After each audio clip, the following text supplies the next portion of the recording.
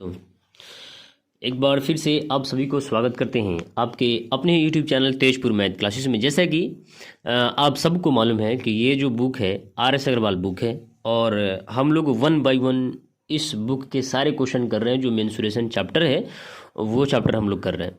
तो आपको मालूम है इसका प्लेलिस्ट भी बना हुआ है, देखिए हम लोग 80 तक कर चुके हैं। आज हम लोग 81 से स्टार्ट करेंगे, ठीक है। देखिए 81 नंबर क्वेश्चन बोला है, एक समकोण समद्विबाहु त्रिभुज का कर्ण 5 सेंटीमीटर है, त्रिभुज का क्षेत्रफल कितना होगा, तो ये बताना है। देखिए बहुत आसान क्वेश्चन है, थोड़ा सा दिमाग लगा लेंगे बन जाएगा क्वेश्चन। जैसे में इस क्वेश्चन को ऐसे बनाया जा सकता है, जैसे देखिए समकोण त्रिभुज बोला है तो समकोण त्रिभुज होता है मेरे प्यारे भाई इस तरह से होता है, ठीक है। इसका कर्ण कितना है 5 सेंटीमीटर, तो क्या इसका आधार भी x मान सकते हैं और इसका लंबाई भी x मान सकते हैं बराबर होता है। तो यहाँ देख लेंगे मेरे प्यारे भाई, ये 81 नंबर क्वेश्चन है, इसका सोल्यूशन हम लोग करेंगे। तो अगर इसका क्षेत्रफल बोला है ना त्रिभुज का क्षेत्रफल, तो त्रिभुज का क्षेत्रफल होता है 1/2 और बेस और ऊंचाई, ठीक है। तो यहाँ से हम लोग बेस का काम कौन कर रहा है, x कर रहा है, ठीक है। या भी x भी कर सकते हैं, x इंटू x भी कर सकते हैं, ठीक है। देखिए अगर यहाँ से 1/2 गुना x को गुना कर दे तो x²। अगर x का मान हमको पता चल जाए तो क्या इसका क्षेत्रफल नहीं निकाल सकते हैं। तो आइए इसका हम लोग क्षेत्रफल निकालने के लिए प्रयास करते हैं। देखिए क्या है मेरे प्यारे भाई, हम लोग x² निकालेंगे तो इसको हम लोग ऐसे करके निकाल सकते हैं, x गुना x बराबर 5। कैसे, इसमें हम लोग पाइथागोरस लगा दें, x² गुना x², तो क्या कर्ण का भी स्क्वायर होता है, इन दोनों को जोड़ के इतना के बराबर होता है, तो 2x² हो जाएगा, होगा ना, बराबर में 25 हो जाएगा।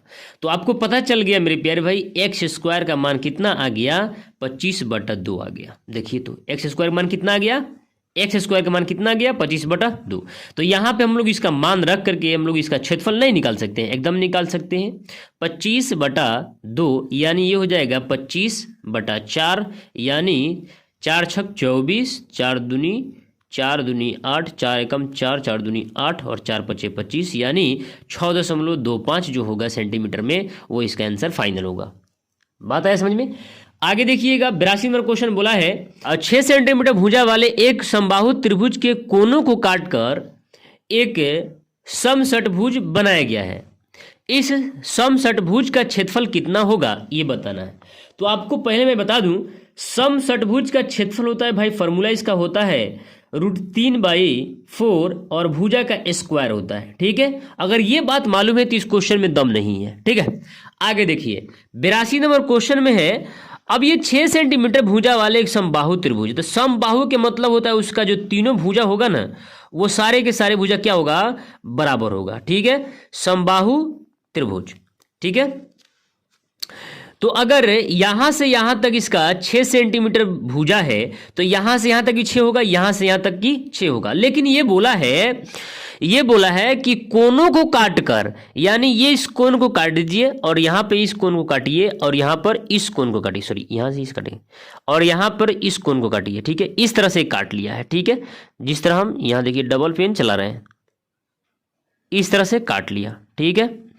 तो जब इस तरह से काट लिया तो मेरे प्यारे भाई ये जो 6 सेंटीमीटर इसका जो भुजा है वो 3 भागों में बट गया है। तो हम लोग इसको x और इसको भी x और इसको भी x मान सकते हैं, और ये भी लंबाई जो है इसके अंदर वाला का भुजा, ये भी इसको हम लोग x ही बोलेंगे। जितना लंबाई अंदर में बाहर में उतना ही होगा, यानी बराबर बराबर ये हिस्सा में सारी की सारी भुजा कट गई, ठीक है। तो आप कह सकते हैं कि यहाँ से यहाँ तक की लंबाई 3x है, लेकिन इस तरह से भुजा हम लोग को दे रखा है 6, यानी x बराबर कितना हो जाएगा 2, यानी इस x की लंबाई यानी इस भुजा की लंबाई कितना आ गया 2, ठीक है। तब ये बोला क्या है, समषटभुज बनाया गया। इस समषटभुज का क्षेत्रफल कितना होगा, तो मेरे प्यारे भाई ऐसा कीजिए क्या कीजिए कि बड़े वाले में से इन तीनों को घटा दीजिए, ये भी तो समबाहु त्रिभुज है ना, ये भी क्या है, समबाहु त्रिभुज है, ये भी तीनों क्या है, समबाहु त्रिभुज है। तो इन बड़े वाले समबाहु त्रिभुज में छोटे वाले 3 को समबाहु त्रिभुज घटा देंगे तो क्या हमको षटभुज दिखाई नहीं देगा। तो देखिए सबसे पहले हम लोग बड़े वाले का निकाल लेते हैं। तो बड़ा का क्षेत्रफल होगा √3/4 भुजा के स्क्वायर, भुजा कितना है 6 है बड़का का, माइनस √3 छोटका का, √3/4 और छोटका का भुजा कितना है 2, तो 2 का स्क्वायर। और ये कितना है भाई, ये छोटका कै गो है, तो 3 गो है, कै गो है 3 गो है, तो 3 से गुना कर लेंगे, ठीक है, और घटा देंगे, क्या करेंगे घटा देंगे। अब यहां से देखिए √3/4 कॉमन कर लेते हैं, तो √3/4 यहां से क्या बच जाएगा 36, क्या बच जाएगा 36, और यहां से इतना कॉमन हो चुका है, तो ये 2 दूनी 4, 4 दिया 12। बात आया समझ में, बात आया कि नहीं समझ में। अब देखिए ये कैसे होगा, ये हो जाएगा √3/4 और ये हो जाएगा कितना घट करके, ये हो जाएगा 24 और ये 4 छक 24 यानी √6 जो 3 होगा इस क्वेश्चन का फाइनल आंसर होगा, ठीक है। देखिए 82 का 3 नंबर ऑप्शन मैच किया। आगे देखिएगा 83 नंबर क्वेश्चन बोला है कि समकोण त्रिभुज की परिमिति 60 सेंटीमीटर तथा विकर्ण 26 सेंटीमीटर है, तो इसका क्षेत्रफल कितना होगा। सेम वही बात है जो हम लोग 81 नंबर में पढ़े हैं, ठीक है। तो हम लोग यहाँ क्या करेंगे मेरे प्यारे भाई, देखेंगे इसका परिमिति पहले निकाल लेते हैं, ठीक है।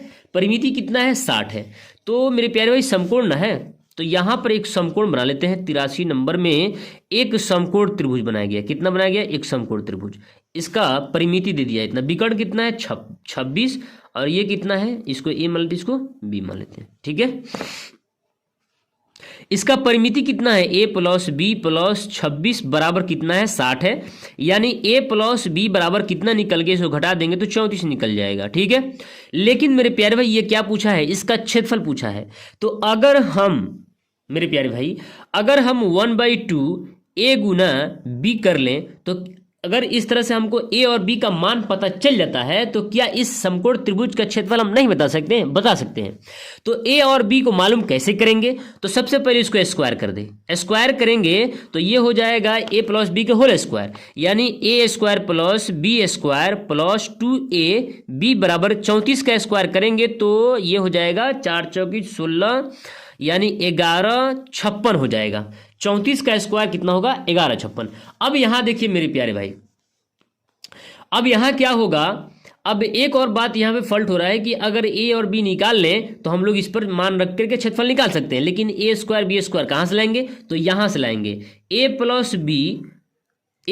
b बराबर होगा 26 के, कैसे, तो मेरे प्यारे भाई अगर हम पाइथागोरस के हिसाब से देखें तो ये जो कर्ण है ये दोनों के बराबर होता है, तो दोनों के स्क्वायर के बराबर होगा तो दोनों के स्क्वायर कर लेंगे, तो यानी ये हो जाएगा मेरे प्यारे भाई, कितना हो जाएगा a² + b² बराबर 26 का स्क्वायर कितना होता है 676, कितना होता है 676, तो यानी यहाँ पे रख लेंगे 676 + 2ab बराबर 1156, यानी 2ab का मान कितना निकल गया, यहाँ ध्यान देंगे इसमें से घटा देंगे 0 और ये कितना हो जाएगा, ये एक दाही दे देगा 15 यानी 5 और 3 8 और ये कितना हो जाएगा, ये हो जाएगा 10 4 6 4 10 यानी 48, यानी a और b का मान कितना निकल गया 24, ठीक है। और a और b का मान निकल गया तो इस पर हम लोग रख के बना सकते हैं, तो 1/2 गुना 240 यानी कह सकते हैं 120 इसका जो आंसर होगा फाइनल होगा। देखिए 83 का आए बात समझ में। आगे देखिएगा 84 नंबर क्वेश्चन क्या है, बोला है कि एक त्रिभुज की भुजाएं क्रमशः 3 सेंटीमीटर 4 सेंटीमीटर और तथा 5 सेंटीमीटर लंबी है, इसका क्षेत्रफल कितना होगा। तो मेरे प्यारे भाई आपको मालूम है ये एक ट्रिपलेंट की तरह दिख रहा है, आपको मालूम होना चाहिए ट्रिपलेंट, अगर याद है तो भाई मेरे आप अंदाजी कर सकते हैं, बिना कलम उठाए कर सकते हैं। इस क्वेश्चन में कलम उठाने की जरूरत नहीं है, लेकिन एक त्रिभुज की भुजाएं क्रमशः 3 4 5 सेंटीमीटर दिया गया है, तो इसका क्षेत्रफल कितना होगा। तो आपको मालूम है शुरुआत से ही मैं बक रहे हैं कि 1/2 आधार गुना शीर्षलंब यानी b गुना h होता है, तो यहाँ पे मेरे प्यारे भाई क्या करेंगे हम लोग 1/2 3 गुना 4 यानी 2 दूनी 4 यानी 3 दूनी 6 सेंटीमीटर जो होगा इस क्वेश्चन का फाइनल आंसर होगा 84 का ए नंबर। आया बात समझ में। उसी प्रकार से 85 नंबर क्वेश्चन देखेंगे, आपके स्क्रीन पर है 85 नंबर क्वेश्चन बोला है कि एक त्रिभुजाकार खेत की भुजाएं क्रमशः 20 मीटर, ध्यान देंगे, एक त्रिभुजाकार खेत की भुजाएं क्रमशः 20 मीटर 21 मीटर तथा 29 मीटर है। इस खेत में ₹9 प्रति वर्ग मीटर की दर से फसल काटने का खर्च कितना होगा ये बताना है। तो आपको मालूम होना चाहिए, ये सिर्फ और सिर्फ इसी के आधार पर जो 84 नंबर हम लोग बनाए हैं सेम उसी आधार पर बनेगा, लेकिन हम लोग 9 से गुना कर लेंगे तब जाके इसका रुपया निकलेगा। ठीक है, तो यहाँ हम लोग क्या करेंगे 1/2 20 गुना 21 और गुना कर लेंगे 9 का।